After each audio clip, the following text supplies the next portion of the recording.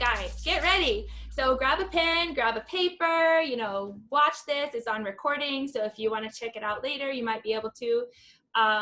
Today's outline, options for home spaces while working from home. So where can you work from? Stretches to avoid neck tension. How to avoid back pain without working from home. Ergonomics and a checklist. So pretty easy, but we want to be as interactive as we can. So you'll see Dr. Rich and I doing some cool things on the sidelines. So who can relate to this? How many of you have kids? I can't see you waving your hands, but you know, Zoom call, woo! I know I have 2 little boys at home, and so when I have to work from home, it's hard for me to just navigate having the kids not be in school, doing their homeschooling, doing my, you know, office-related tasks. And Rich, you can relate to that too. Absolutely, and I kind of sympathize with Katie because I have a 6-month-old daughter, and it is nearly impossible to do anything at home with her there needing attention. And so I sympathize with everybody that is working from home. And so if you don't have kids, maybe have pets, right? They're kind of needy sometimes. They're wondering why is their owner home all day long now? They used to go somewhere. And so they might want more attention, or they might get more hungry, or, you know, just be sitting there wanting to be petted. So even the animals are reacting to our current way of living. So which type of work from home space works best for you? As you can see, I have a few examples here. Some are not well lit, some are very well lit. Some include phones, some don't. This awesome keyboard in the center, thank you for one of our attendees for sending that, was a great add-on for ergonomics. If you can see Dr. Rich, I'm gonna kind of stop share real fast. Here we go. So if you can see Dr. Rich, we've kind of set him up with different options. And so one's an iPad versus a laptop. And you can see that that's not at a great height for him. So if he was to put his arms out, look at where his screen is and how his head has to move to see the iPad screen versus looking at the laptop. So we tried to separate the 2 things to create a keyboard so that you can have a lower armrest. Your hand is supported, your elbows are at 90 degrees, and you can still visualize the screen. So just using basic things at home, such as a box, which is what the laptop is on, old textbooks is what the iPad mini is on, and we would actually stack that up more. Higher, yeah, we would stack the iPad up higher, but we wanted to give you an example of poor posture where you're looking down and forward. Right, too low. Too low, crunched over, just like that. Forward head posture, ear in front of the shoulder here, so you can kind of see that he is not quite aligned that way.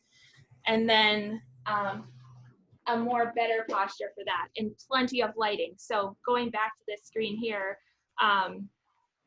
you can see that we also have some sunlight that could be streaming in, and sunlight is a big thing for us as far as making it, as far as coming into the eyes. And it creates glare. Let's see. There we go. So watching your natural sunlight is also important because that's another known cause of eye strain. And so if you are in front of a computer screen, you're getting blue light all day, which can create tension, unknown to you. It's subconscious. All of a sudden, your shoulders just kind of hunch right up, closer to your ears. But then how the light is coming into the room is also a big important factor. Reduce glare. Reduce glare. Absolutely. Let's see. I don't think so. Every time I hit twice, it wants to go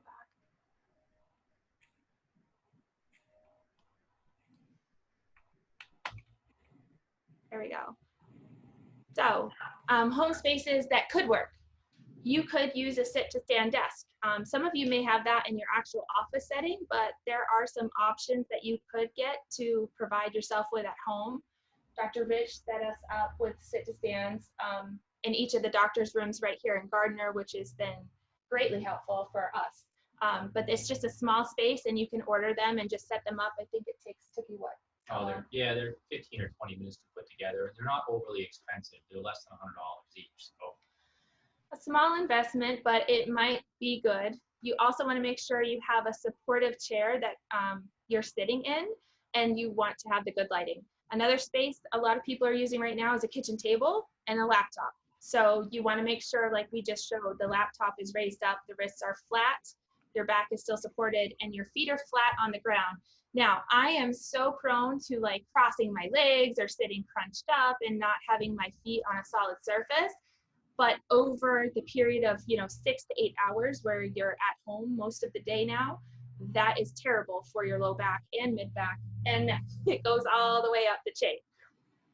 Other spaces that I've seen is a coffee nook or like a breakfast bar, like in the kitchen. And we're going to talk about some of our morning routines and how that might play a factor in that as well. But again, you want to raise your computer upwards, placing on a tote, a box, a stack of books, anything you have at home. It doesn't have to be a costly investment. Make what you have work for you. So just kind of be looking around your area. And an ergonomic keyboard and a vertical mouse also, we'll talk about that later, would be a great investment too for your home space. The other thing too that, I think people will start to think about is if this is going to be a more permanent situation for some folks, like talking to patients in the office, they think when things start to go back toward normal, that they may be continued working from home. So it will be even more important to spend some time setting up your workspace with the proper equipment, if that's going to be kind of an ongoing thing, because the repetitive nature with poor ergonomics really adds up.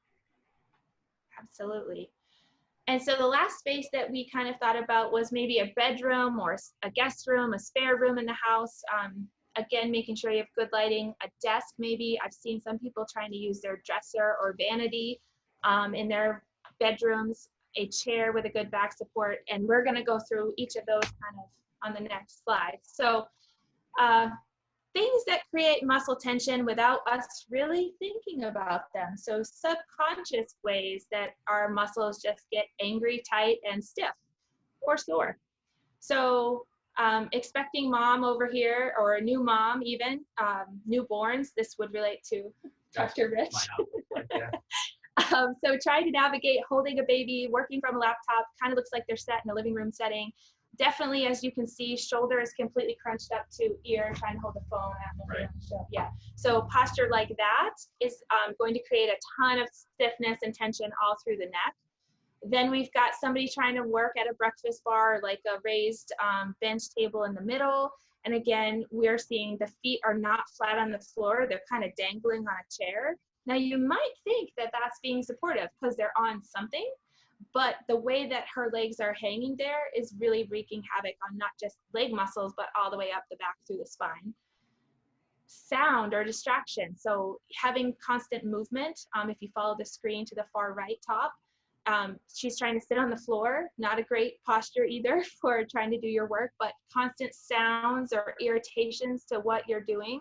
Working from home has to be a good blend of, I have dedicated work time and then I have dedicated play time. So if you're hearing a lot of things, somebody's out mowing the yard or they're doing construction outside, all of those noises that you hear are another way your muscles get toned and trained to just kind of tighten up and clam up. So trying to plan your day around that would be a great option. And then the last one, just kind of, again, another person sitting on the floor trying to get some work done. Clutter was my goal for that bottom right slide. The more things you have around you when you're trying to work, as you can see sprawled out on the floor, some magnets, a book, the kids playing with a phone, it looks like, some pencils. The more stuff you see, the more your mind gets carried away and the less able you are to focus on your task. So if you can set dedicated task time, you'll produce more and be more effective with your work from home schedule and reduce the strain and what we call micro trauma, or just those repetitive small motions that are not good for your muscles, joints, ligaments, and bones. So some common causes for neck tension. We've talked about the dim or poor lighting. It can cause some eye strain, which goes to tension, the blue light from the screens. The loud noises, anytime you hear a sound like, ah, super loud like that, your body instantly just like, what did she just do? Like, what was that? And it's called the sympathetic nervous system. And that's the part of our brain that tells us, oh my gosh, we're going to fight, or we're going to run, or we got to do something because that was an abnormal sound. So that was just one sound that you heard. Imagine if that's happening all day long while you work. Those muscles are just getting worn out over and over again. Poor posture with chair choices. So you could be working on a stool. You could be working on one of those like fold out old school metal chairs. That's terrible.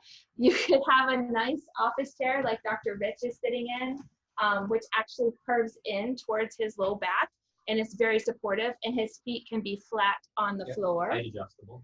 And height adjustable, so then your arms can meet the surface you need, and your feet could meet where you need. And then changing the computer screen, is it going to be too high or is it going to be too low? And then more phone time. So I don't know about you guys, but since this whole work from home thing has affected us, I check my emails a lot more. I'm checking like for text messages. I'm on Facebook trying to market. So I find myself, even though I'm coming to work still, I'm on my phone a ton. And when I'm on my phone, I'm literally like this. Yeah, you that know? is like. And this is terrible for what's going on behind your neck, all those muscles. So the more phone time you have, the more neck tension you can create. So we're going to go through and show you some stretches here as far as helping to alleviate that. So we don't just want to tell you how does it happen. We want to help you figure out how to fix it. So let me go ahead and get this to, there we go. So if Dr. Rich, yep, perfect. So I see you, great. So. Can you see me from the side? Yep, I can see you from the side. So if you want to show a chin tuck, so the importance of, as you can see, his chin is just moving towards his shoulders, but he's not raising his head up. That's different. Those are different stretches. So a chin tuck, just like that. And again, for a stretch, we generally recommend holding them for 15 seconds and then relaxing. So everybody go ahead and try. It's an awesome exercise. Just, you would be surprised at how good it feels. Really should feel the muscles like right kind of in the mid and upper portion of your neck really kind of contract. Perfect.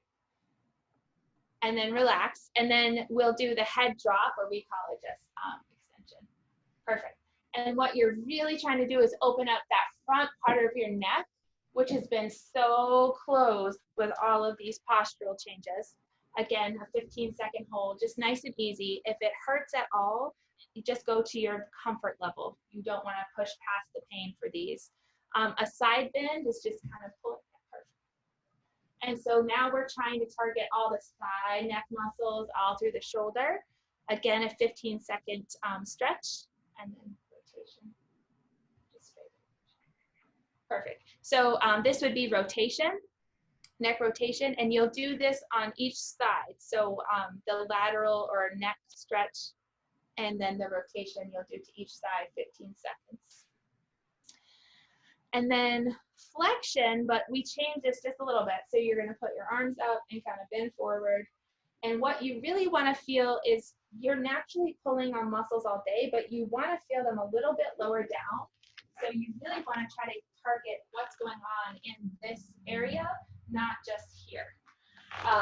And that's just another good one, 15 seconds. And then the shoulder blade pull, which is gonna feel like you're squeezing a grape in between your shoulder blades. That's a good way to think about it.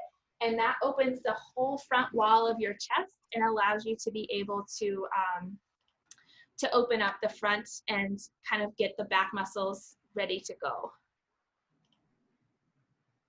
And so, any questions yet, Kendra? We good? Perfect. So, moving forward, we're going to go through. Let's see. Share. Mouse, maybe. There we go. All right. Common causes for back pain. So, moving away from the neck and down the spine, what happens if your chair is too high or low? So if Rich can kind of swing this way a little bit. Yeah, that might be good. So if you, maybe. if you can see in Dr. Rich's icon, we are looking for his hip and his knee to be equal. Like, you don't want knees up and you don't want knees down. You want them to be 90 degrees.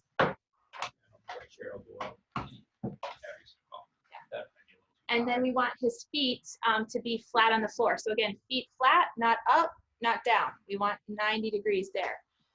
The chair does not have a backing to it. So if there's no backing to the chair, a lot of us have a tendency to like slump.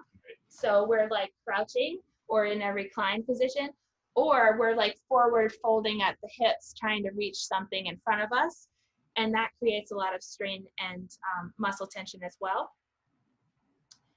Inactivity is a huge problem as far as working from home. A lot of us are not being able to go out and do as much things. I've seen more posts now about people going outside and taking walks and hikes because the weather's nice. So I hope that continues to trend that way. But when you work from home, a lot of the times you don't move around as much as you would when you go to the office or when you go about your regular daily activities or hobbies you had prior to the stay at home.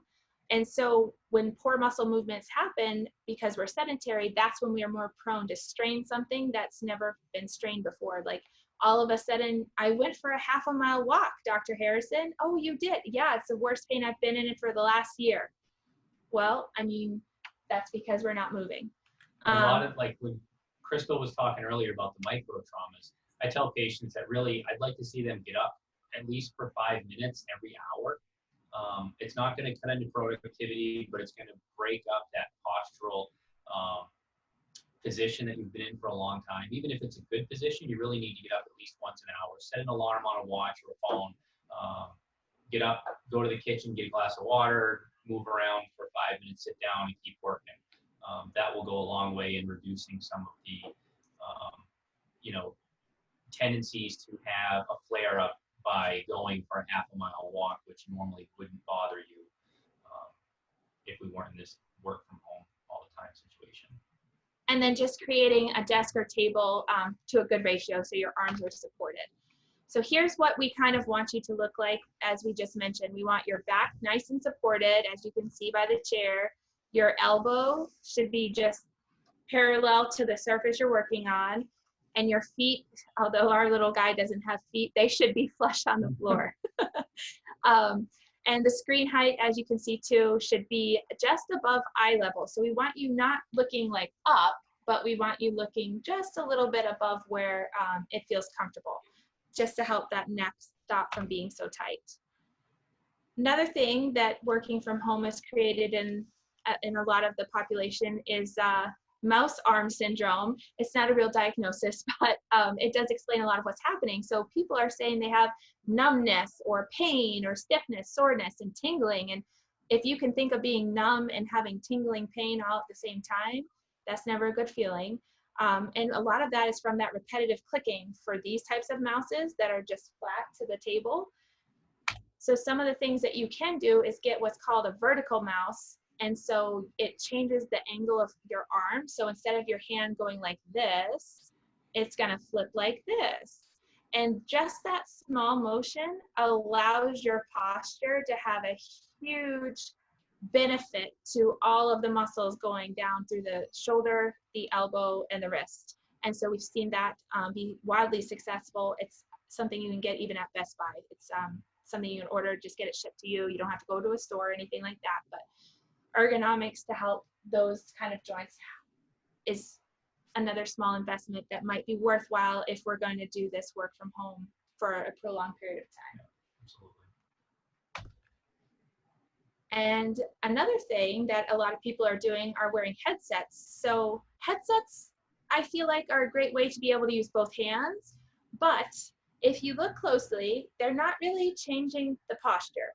So the lady on the left still has a shoulder kind of closer to her ear because she's bending and leaning onto her surface, and that's creating a lot of tension. I think she just has the ability to move the arms, and so therefore she's just very casually leaning there. But headsets aren't going to naturally change your posture. You still have to think about it and train yourself to do it, but it does give you use of both hands. Right. It does also eliminate the trying to hold the phone hand tight or, writing things down, things like that. But like Dr. Harrison said too, you need to be conscious of your posture regardless whether you're using a headphone or headset or not. Right. And so here's some more stretches to help the rest of your upper back as far as working from home can go. So I'm going to go ahead and get back to Dr. Rich here. There we go. So we'll go through and do these stretches as well for them so they can see you big. They are arm across. Perfect. So when you put your arm across, like you can see Dr. Rich doing, you're working on all of these back muscles on your arm, and it's just going to help you stretch out and give yourself a break. You could probably do both the neck stretches and these stretches we're showing you within that 5-minute every hour time frame. A tricep stretch, so it's just a different one, arm up overhead. Yep. And then now you're working on the underside of your arm and just really opening things up, letting your body have some fluidity or flexibility back, a side bend or a side stretch. So, yeah, there we go, Rich. Perfect. So you can see he's leaning over to one side versus the other. Again, a 15-second stretch will go a long way. The mid-back stretch, you want your palms to be facing out. So make sure they're not in, that won't help you. Out with the palms. And so you can see him there, and you're really getting, this is my favorite stretch to do all day long.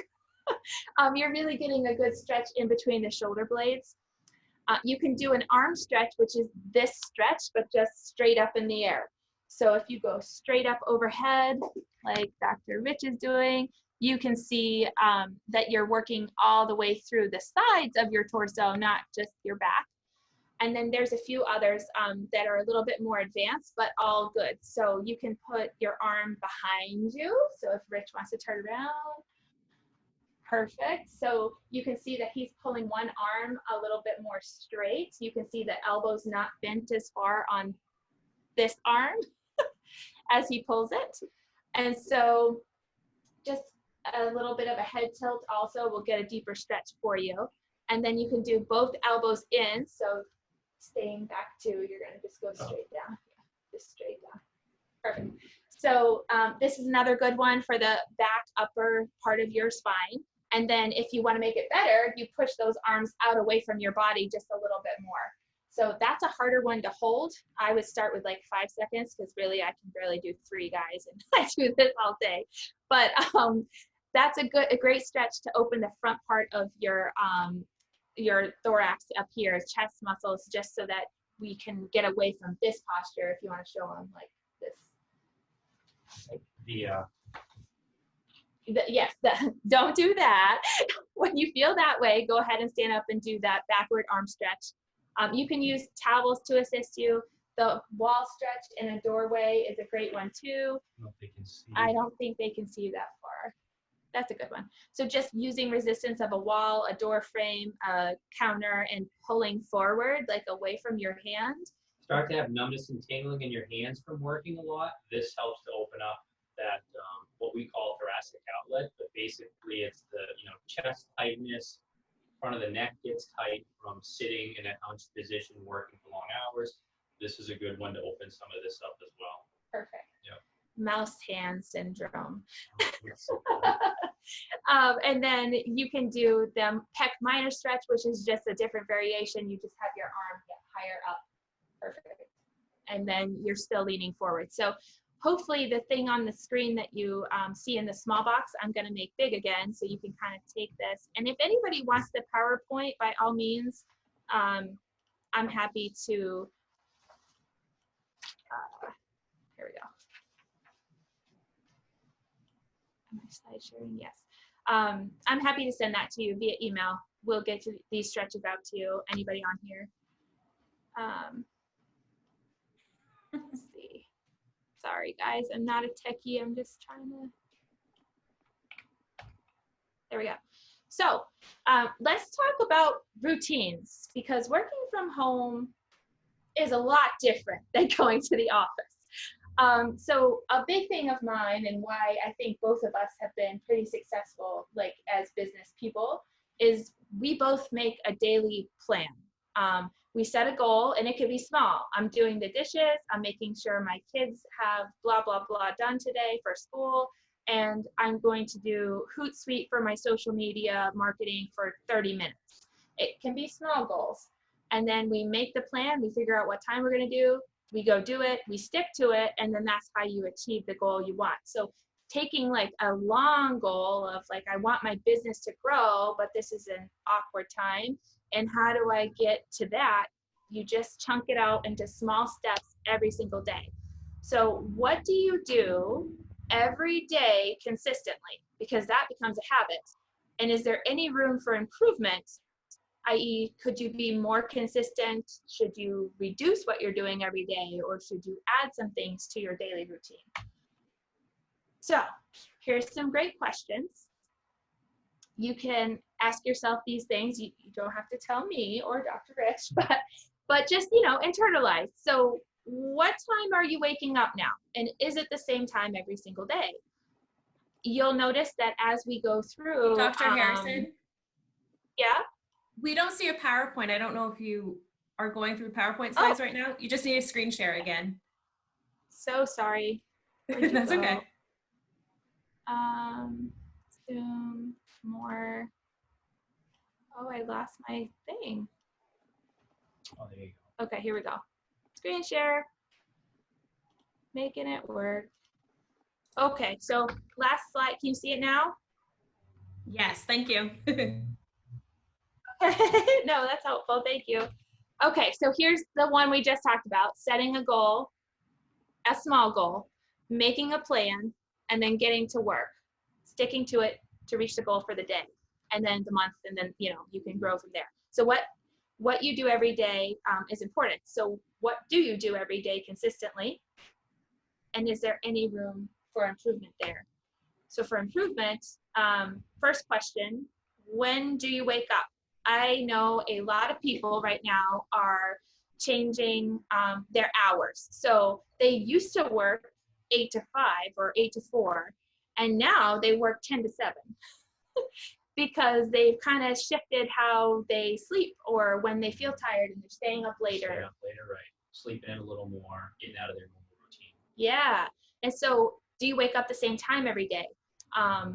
That's another way that working from home can be helpful, is we can set those boundaries and routines. When do you eat breakfast or lunch? And is it scheduled into your day? So I know I eat lunch about the same time if I can. It's not always possible with kids, guys, but I try. And so lunch and breakfast, I eat about the same time every day. Yeah. So even though it sounds silly, right? But remember way back when we were like in toddler school, preschool, kindergarten, they had a daily routine, and they were like, okay, you come to school, you put your backpack in the cubby. Like they told you this. We don't remember it, but this stuff happens. You put your backpack in the cubby, you go wash your hands.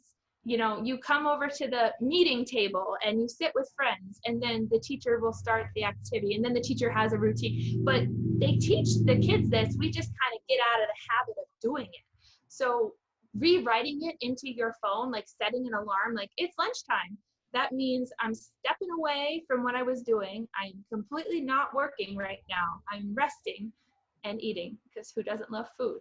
And so I'm eating my lunch, and then set your alarm. Oh, it's back to work time. You need those constant triggers to remind us, like, what is our daily routine? Do you have a home calendar or a whiteboard or some way of communication to let everyone in the household know when your work from home hours will be? So I have a 4-year-old, a 6-year-old, and a husband, and me. So 4-family household. My 4-year-old doesn't understand the whiteboard rules as well as my 6-year-old does, but he kind of gets it. When mommy has a big X, like at a time zone, he doesn't bother mommy. And we had to discipline him to do that. Like, no, mommy has a Zoom call. No, mommy has to do this thing for work. And so I literally would leave, the house and start in my car to train Ben, like, mommy's still working. But now I can work peacefully, like at home at my desk, and it's okay. But, communication is huge right now, and just letting everybody else in the house know that this is what your expectation of your own work time is. And what is their expectation of their work time maybe too, if somebody else is working or has, a part-time job, something like that. Do you have time scheduled to take your stretch breaks? So Dr. Rich just mentioned about every hour, he sets an alarm for 5 minutes and he'll go through those stretches we were kind of showing you. And so do you guys schedule time to kind of stop and practice breathing? It doesn't have to be stretching. It could be anything. I'm going to take 5 big breaths and then relax. That will calm you down too. Did you set your work from home hours? So not just like your times, but I don't work past, 6:30, period. If it's a work thing, like unless my boss right here is like texting me, I don't answer it until tomorrow. So, set boundaries. It's okay to have boundaries. It's tough to keep them sometimes, but when you are consistently setting the boundaries, it becomes easier and you become a lot more sane. You're not trying to scramble at 10:30 writing a PowerPoint presentation for, tomorrow's Zoom meeting like this one. So did you set time aside for dinner? When's supper? Do you have kid time? Do you have pet time? Do you have, mom and dad time? Exercise time. Oh yes, I can't forget exercise. Do you have time to just go outside? Right. Just enjoy the sunshine. Even your 5-minute breaks on a day like this could be making a lap around the parking lot. A little bit of sunshine, a little bit of vitamin D, which does help prevent coronavirus. And breaks up your posture stuff and back to work. It can be simple stuff like that. And then really thinking about where is your workspace? Is it in your bedroom? I know personally that's where I started. Like I started my workspace in my bedroom, but that's really hard for me to separate. Like my bedroom is where I go rest and I sleep, and now it's my workspace. Like it wasn't jiving with me. So I had to relocate, which is fine. But is that a problem that you're going through without even knowing it? Like it took me a few weeks probably to figure out I was getting cranky because my rest space became my work space. And then are you able to schedule in times throughout the week to spend quality time with your family? So life's not all work, but while we are working from home, we still need to be like reaching out to our friends, our family, relatives. That social aspect is important as well. It's as much mental as it is physical. Exactly. So making home work for you and not against you. Just a quick recap, things that we've probably pounded into your head now over the last 40 minutes, but make sure you have good lighting. Reduce the sun coming into your eyes. So if you sit with your back to a window, that's great. Not as pretty to look at for sure, but it does reduce what your eyes are taking in for glare and strain. Place the monitor of your viewing device, phone, computer, laptop, iPad, anything that you're viewing, just above eye level. Use anything you have in your home. Don't go buy something new for that. They sell like work from home stations, but you don't need a platform to put your screen on. There's a cardboard box works just fine. Limit distractions for your work hours to reduce the muscle tension from constant interruptions. Set up a routine. So I wake up at this time, I work at this time or times. I have lunchtime here, I do family time there, I have bedtime here. And by setting up that routine, we help reduce anxiety and stress, which reduces muscle tension, and we start to feel a little better. Use good ergonomics for back, feet, neck, arms, hands, and we had a good diagram in there about that. 90 degrees for the elbows, wrists are flat on the surface, Feet flat on the floor. Feet flat on the floor. And then take multiple stretch breaks.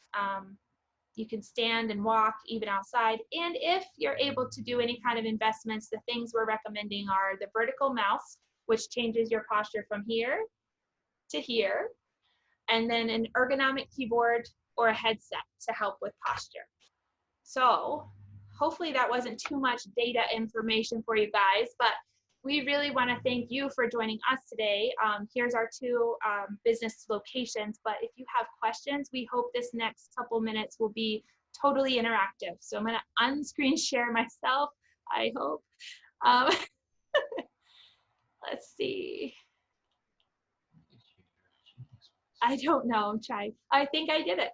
So I can't I think I could get back to the chat. I see a lot of people would like a copy of the stretches. You got it. If I email them to you, Katie or Kendra or somebody, is there a way we can reach out? Yep, so if you email me the presentation slides, we will email everybody that registered the slides and this recorded version, and it will also be a link that lives on our website. Oh, perfect. Okay. Yeah. So that's good. Does anybody have a specific, like, I do this when I work from home and it hurts, or any kind of question that way? I mean, we'd love to hear from you. I don't see anything in the chat. I do know that during this, my employees who are working from home were saying, oh, exactly what they're saying is how my home office is set up. So I think that we'll have to be adjusting some things with the chamber employees for sure.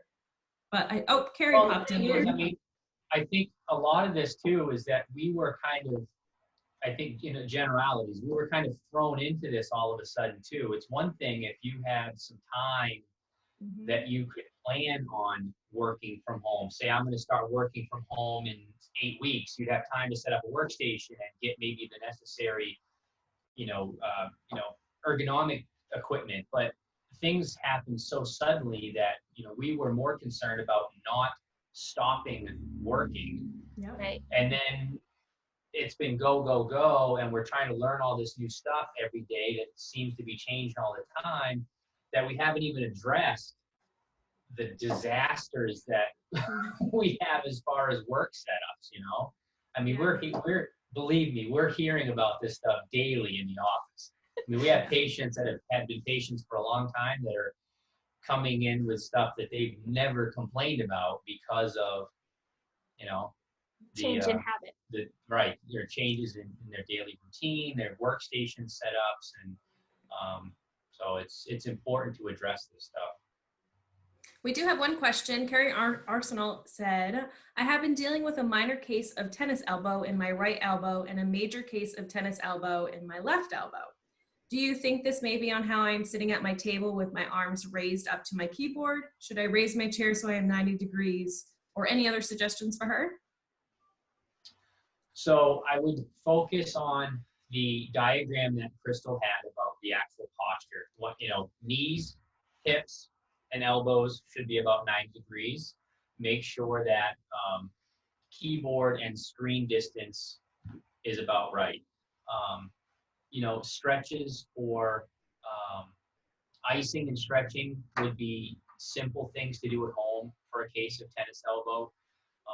I tell patients to try and avoid the aggravating activity, but if it's, workstation, you need to address that. You can't just stop working, so. I have another question that was sent to me.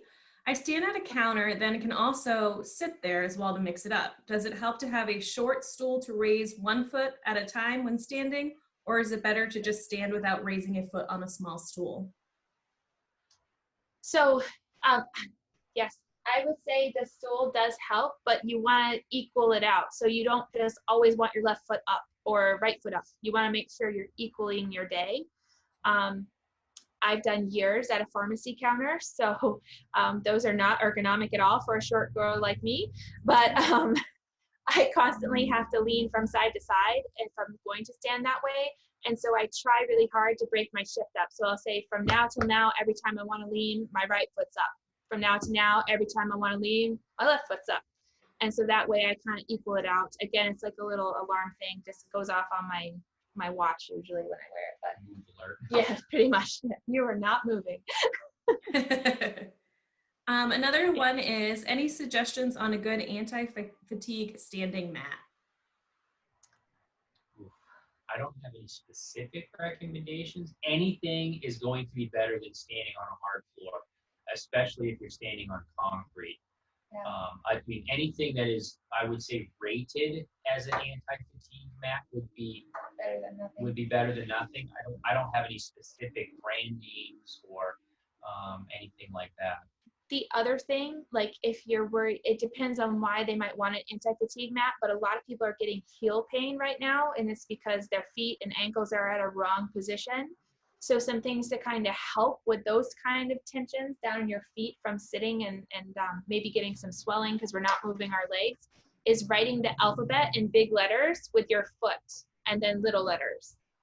Okay, so you use your ankle that way. And then I've also had a lot of patients ask about the Dr. Scholl's like little heel cushions to put in their shoes so that when they go to walk, they have like an extra shock absorber. It's not as ideal as like a custom orthotic, but it can provide some temporary relief, especially as we start getting a little bit more active. Perfect. Well, I think that is it for questions in the chat box. We appreciate you guys taking the time to do this. Kendra's laptop died, so that's why I popped on and doing the questions now. But any last minute things from you guys before we end the presentation? I mean, I think we just want to thank Cynergy. This has been an amazing experience with you guys, Peter, Kendra, Katie, everybody at KV Chamber, and subsets of it. You guys have been phenomenal. So thank you for supporting us and helping us support the community. Awesome. Well, thank you guys. Thank you everybody for participating. Stay tuned for an email with the link of the recorded version and the PowerPoint slides. And I hope you all have a great day and get outside and enjoy some sunshine. Thanks, guys. Thanks. Bye. Thank you. See ya.